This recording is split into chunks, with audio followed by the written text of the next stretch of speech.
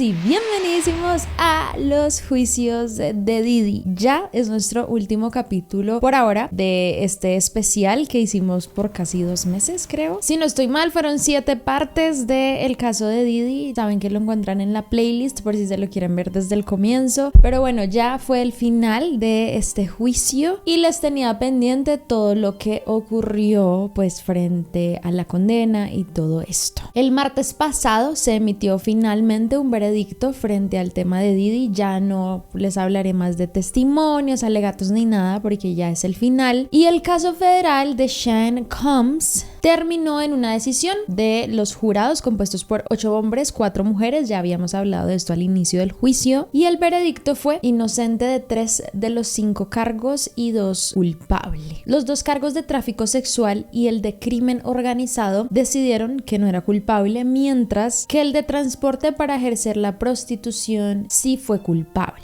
Llegar a este veredicto al principio fue un poco tardado para algunos porque la fiscalía estaba presionando para que se dieran rápido los resultados, pero ese mismo martes se dieron el resultado de 4 de los 5 cargos. El miércoles se terminó sobre la decisión del de crimen organizado, donde deciden que no fue culpable, que también fue bastante sorpresivo porque fue una decisión unánime de los jurados y aparte también fue rápido. O sea, para hacer un juicio que se tardó como 8 semanas fue demasiado rápido todo el proceso. Pero bueno, en total se dicen que fueron de 12 a 15 horas para llegar al veredicto final y se sabe que antes de que se diera este veredicto también la defensa de Diddy intentó tumbar los cargos de tráfico para prostitución porque estos se ligaban a una ley en Estados Unidos llamada la Ley Mann. La Ley Mann fue una ley creada en 1910, pero que para ese momento obviamente era sobre temas raciales más que todo, sobre la esclavitud, sobre el tráfico de estas mujeres de color para la prostitución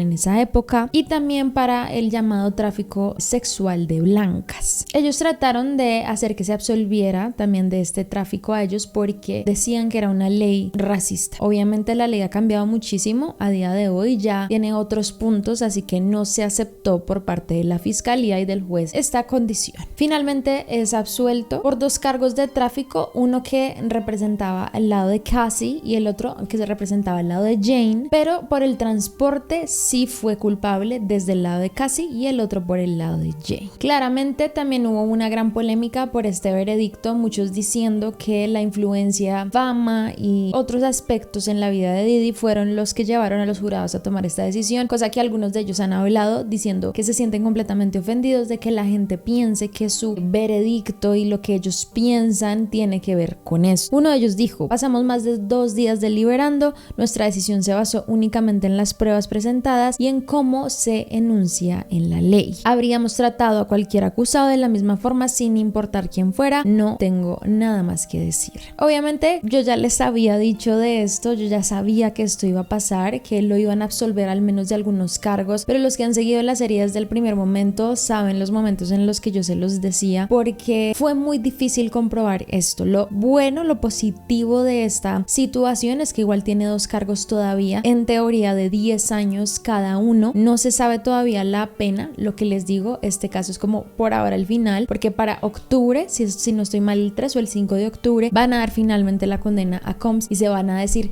cuántos años, cuánto tiempo y bueno, qué aspectos. Pero algo positivo dentro de esto es que el juez decide no darle la libertad bajo fianza, porque la defensa de Diddy estaba diciendo que ellos podrían dar $1 millón para que lo dejaran libre inmediatamente, a lo que el juez se opuso completamente. Esta decisión la tomó el juez porque para él es un hombre peligroso, es un hombre que representa un peligro para la sociedad y todo lo que se mostró, especialmente en los videos del hotel, fueron los que lo llevaron a tomar la decisión de no darle nada bajo fianza. Él dijo: es imposible para el acusado demostrar que no representa ningún peligro para la comunidad, a pesar de que los testimonios y todo lo que ocurrió no fue suficiente para probar los cargos que no le dieron, sí fueron suficientes para que el juez decidiera que igual sigue siendo un hombre peligroso de un gran grado, la verdad. Según dicen, apenas dieron el veredicto, Combs se arrodilló en su silla, comenzó como a sollozar, estaba bastante emocionado por el juicio, ya que porque tristemente los los cargos de los cuales lo absolvieron eran los cargos con más pena. En estos hubiese podido tener hasta cadena perpetua en cualquiera de los tres. Sin embargo, pues tristemente no es así, pero no quita que siga enfrentándose a una pena al menos de 20 años por los dos que le quedan, que se piensa que igual va a ser muchísimo menos, porque ustedes saben que con todo este tema legal generalmente se hacen rebajas de penas por diferentes razones, así que eso sí toca esperar hasta octubre.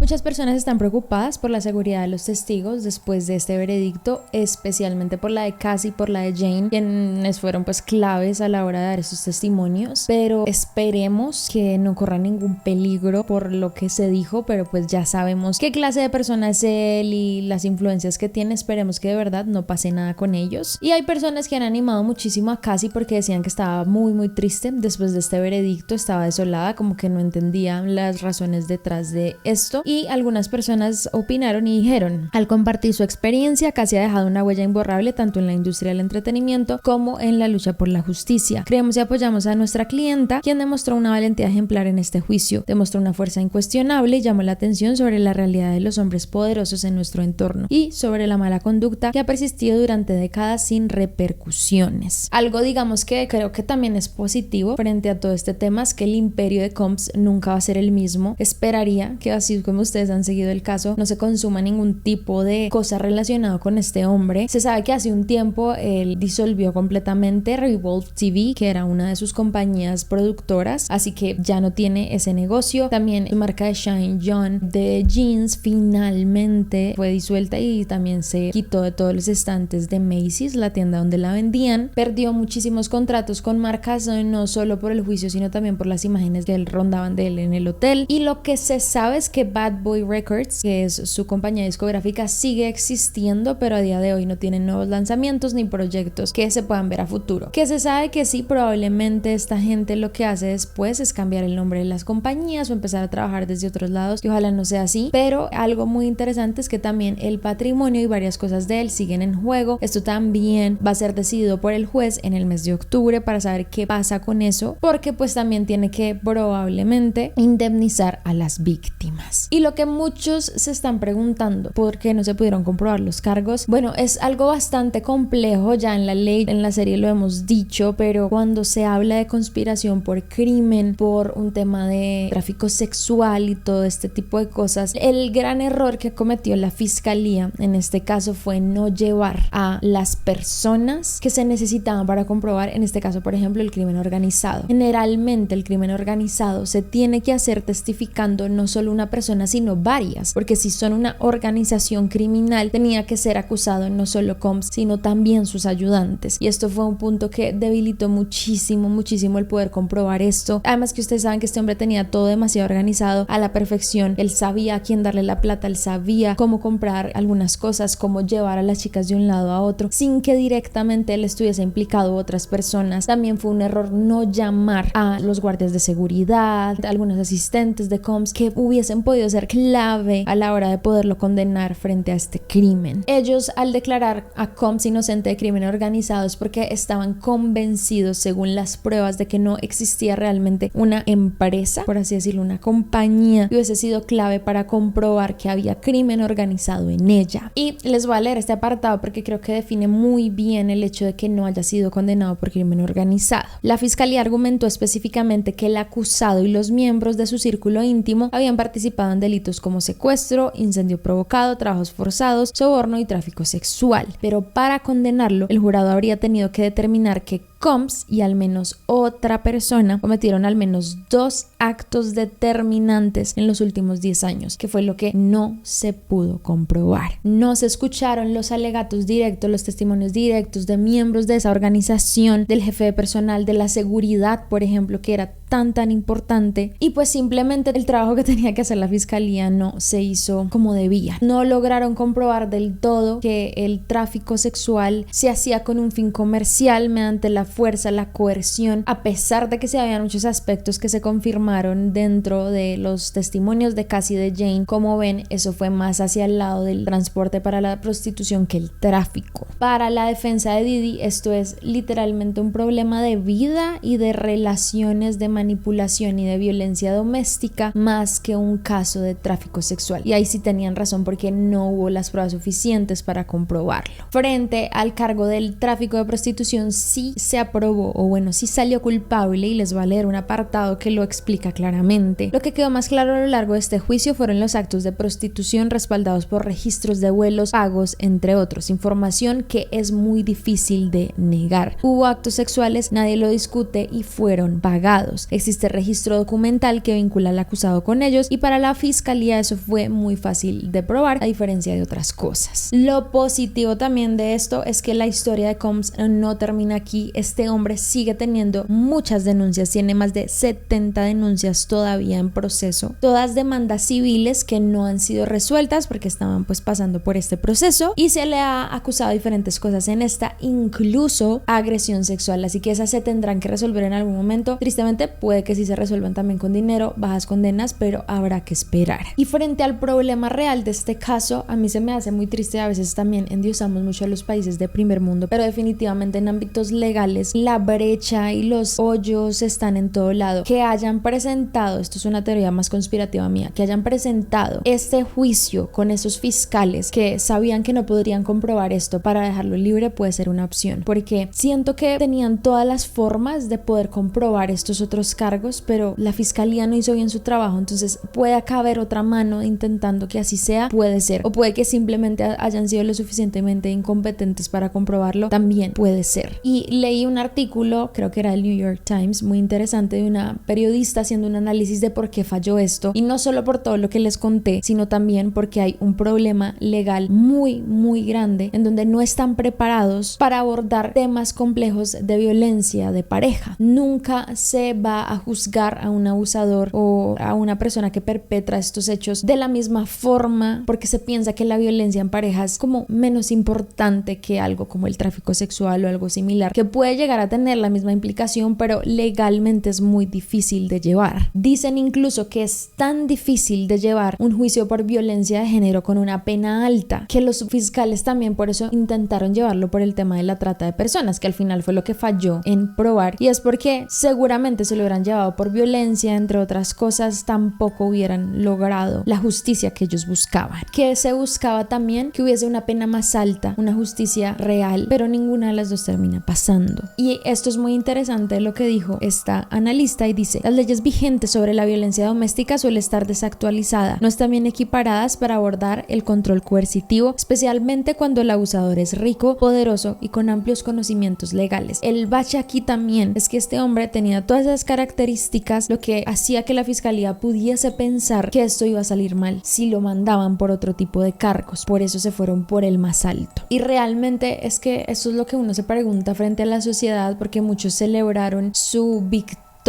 frente a los cargos más graves, y algunas personas dicen que incluso ese día estaban afuera del tribunal con una camisa azul que decía rico. Rico es como lo que hace referencia a los cargos de crimen organizado, echándose aceite de bebé como para celebrar esto, y se me hace absolutamente enfermo, porque no es solo la ley que está mal hecha, sino que la civilización y los humanos también estamos muy mal para aprobar que este tipo de cosas pasen. ¿Qué es lo que insulta frente a esto? Que Combs seguro va a tener el camino más fácil. Tristemente se los dije de verdad en muchos capítulos que esto iba a pasar. Es un hombre que a pesar de todo sale, y seguramente se afectan cosas de su carrera, pero va a continuar como si nada. Un hombre al cual de alguna forma u otra Trump propuso de darle indulto frente a todo esto, y así pasa con muchos depredadores, que al final como que hay un juicio, se habla mucho del tema, pero una vez salen libres es como si nada hubiese pasado. Y lo más difícil acá es la justicia para las víctimas, porque vimos a los testigos, escuchamos lo que estaban viviendo, y de verdad es que yo estoy no sorprendida porque sabía que iba a pasar, pero pues sí se siente esa impotencia de saber que este es el resultado que siempre va a haber cuando hay alguien rico, poderoso, famoso, y también tristemente un trabajo muy bajo de la fiscalía, o sea, no pudieron con el caso. Pero bueno, chicos, cuando sea octubre les voy a hacer una nueva actualización de este video, ya les contaré cuál es la condena final en tiempos. Ya sabemos que 3 de los cargos descartados, 2 culpables, pero bueno, ya les contaré qué pasa en ese momento. Díganme qué piensan también frente a todo este caso. Gracias por haber seguido la serie, de verdad me llena el corazón que muchos les encantó y esperaban cada viernes por un episodio más. Y acuérdense que a partir de ahora los viernes los voy a tornar también en videos donde les voy a hablar de noticias, casos misteriosos más corticos, como que voy a hacer un mix de varias cosas que yo sé que les va a gustar, así que nos vemos el otro viernes. Sigan sus sueños y ya, muchas gracias por verme, bye.